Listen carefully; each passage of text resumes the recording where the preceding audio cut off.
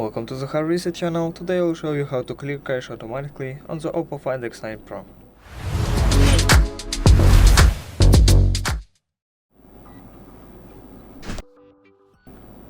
First, open your Phone Management app. It's usually on the desktop, but if not there, open your app drawer.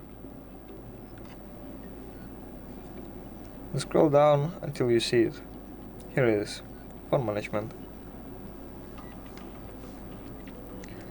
In here, press the three little dots in the corner and press Settings. Here you can see the Auto Storage Cleanup option. Click and enable every day or every 3 days. Now your cache will clear automatically.